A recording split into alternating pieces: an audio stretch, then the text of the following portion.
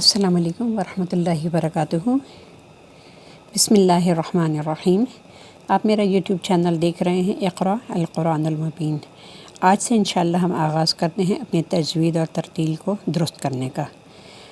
قرآن کریم وہ عظیم اور مقدس کتاب ہے جس کی تلاوت عظیم اجر و ثواب کا باعث ہے۔ اس کا ایک ایک حرف پڑھنے سے 10 نیکیاں ملتی ہیں۔ یہ کتاب عظیم اس کے پڑھنے والے کے لیے قیامت کے دن سفارشی بن کر آئے گا۔ اور اگر قرآن کو باقاعدہ پورے تجوید و ترتیل، قواعد و ضوابط، اصول و آداب اور صحیح مخارج کے ساتھ سیکھا جائے اور پڑھا جائے تو اس کا سیکھنا اور جاننا علم تجوید کہلاتا ہے۔ اور قرآن کو تجوید کے ساتھ پڑھنا اللہ تعالیٰ کو بہت پسند ہے، اسی لیے اللہ تعالیٰ نے اس کا بہت زیادہ اجر رکھا ہے۔ تو میری آپ سب سے گزارش یہ ہے کہ انشاءاللہ تعالیٰ ہم سب کوشش کرتے ہیں کہ قرآن کو اپنے بہترین طریقے سے پڑھنے کے لیے اس کو ہم آغاز کرتے ہیں۔ اس کے لیے سب سے پہلے ہمارے لیے ضروری یہ ہے کہ ہم اس کو قاعدے کو بھی ہم شروع کریں۔ قاعدوں کو ہم ساتھ میں اس لیے شروع کریں گے، الحمدللہ سب نے پڑھا ہوا ہوگا قرآن، میجارٹی لوگوں نے پڑھا ہوتا ہے، لیکن یہ کہ قاعدے کے ساتھ ہم اس لیے شروع کرتے ہیں کہ یہاں پہ آپ لوگوں کو صحیح حروف کی صحیح ادائیگی، اس کی مقدار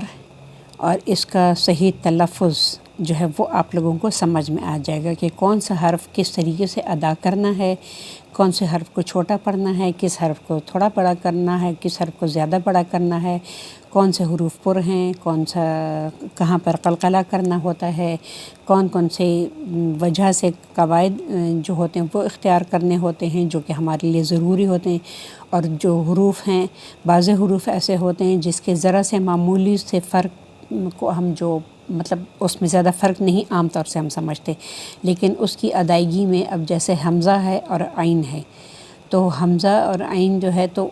عام طور سے جو لوگ پڑھتے ہیں تو وہ اگر پڑھیں گے علیم پڑھیں گے تو علیم، اگر وہ علیم کے معنی میں اگر وہ علیم پڑھ رہے ہیں تو علیم کا مطلب ہے دردناک، اور علیم کا مطلب ہے بہت جاننے والا۔ تو اس لیے ان کے صحیح مخرج کو سمجھنا، ان کے صحیح تلفظ کے ساتھ اس کی ادائیگی کرنا، پر حروف کو پر ادا کرنا، اور پر حروف کی ادائیگی بھی منہ بھر کر کی جاتی ہے جو کہ ہمارے لیے بہت ضروری ہے، اس لیے کہ اس میں اتنی مطلب ہمارے خیال میں وہ اتنی چھوٹی غلطیاں ہوتی ہیں ہم اس کو غلطی شمار نہیں کرتے، لیکن چونکہ یہ قرآن ہے، اللہ کی کتاب ہے، اللہ کا کلام ہے، اور ہمارے پاس ہی ایک مقدس کتاب آئی ہے حضور پاک صلی اللہ علیہ وسلم کے وسیلے سے، تو اس لیے اس کو ہم لوگوں نے صحیح پراپر مخرج، اس کی ادائیگی، اس کے رموز و اوقاف، اس کے قواعد، اس کو ترتیل کے ساتھ پڑھنا، اس کو ٹھہر ٹھہر کر پڑھنا، یہ سب ہم انشاءاللہ تعالیٰ اپنے اس سبق میں سیکھیں گے۔ قاعدہ بھی پڑھیں گے ہم لوگ انشاءاللہ تعالیٰ، اور ہم اس کے ساتھ ہی قرآن کو بھی شروع کریں گے، تھوڑا تھوڑا کر کے پڑھیں گے بے شک، لیکن یہ کہ ہم سیکھنے کی پوری بھرپور کوشش کریں گے، اپنے والدین کے لیے، اپنے مرحومین کے لیے، تمام مسلمان مرحومین کے لیے انشاءاللہ تعالیٰ صدقہ جاریہ کے طور پر، اور اللہ تعالیٰ کے ہاں اللہ تعالیٰ ہمارے اس کام میں برکت عطا فرمائے، قبول و منظور فرمائے، اور ہمارے لیے آخرت میں یہ ہمیں اس کی وجہ سے اللہ تعالیٰ ہماری بخشش کروائے۔ اور تو پتہ نہیں ہمارے کوئی ایسے اعمال ہوں گے یا نہیں، لیکن اگر ہم قرآن کو اچھے طریقے سے پڑھتے ہیں، پڑھاتے ہیں، سیکھتے ہیں، کوشش کرتے ہیں تو اس سے وہ ضرور ہمیں اللہ تعالیٰ اس کا اجر ضرور اس سے نوازیں گے انشاءاللہ۔ اور سب سے بڑی بات یہ ہے کہ قرآن پڑھنے والا جو ہوتا ہے، سیکھنے والا جو ہوتا ہے، اس نے چونکہ سیکھ لیا ہوتا ہے تو اس کو پڑھانے کا تو ایک اجر ملتا ہے، لیکن جو لوگ سیکھ رہے ہیں، جو اس سیکھنے کے پروسیس میں ہیں، جو اٹک اٹک کر پڑھتے ہیں، اس کے لیے اللہ تعالیٰ نے 2 اجر رکھے ہیں، یعنی کہ ایک آپ قصداً کوئی بھی نہیں اس کو اٹک اٹک کے غلط کر کے پڑھتا، لیکن جو لفظ آپ سے ادا نہیں ہو رہا، جو لفظ آپ سے نہیں اٹھایا جا رہا ہے، جو آپ نہیں اس کو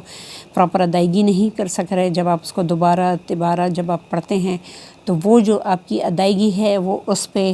آپ کو ایک اجر ملتا ہے اور ایک اجر آپ کو پڑھنے کا ملتا ہے، ٹھیک ہے نا، ایک اجر سیکھنے کا ہے اور ایک اجر پڑھنے کا ہے۔ تو اس لیے اس چیز کو مد نظر رکھتے ہوئے ہم لوگ اسی چیز کے ساتھ اپنا قرآن کا آغاز کرتے ہیں۔ آج ہم سب سے پہلے پڑھیں گے قاعدہ انشاءاللہ تعالیٰ،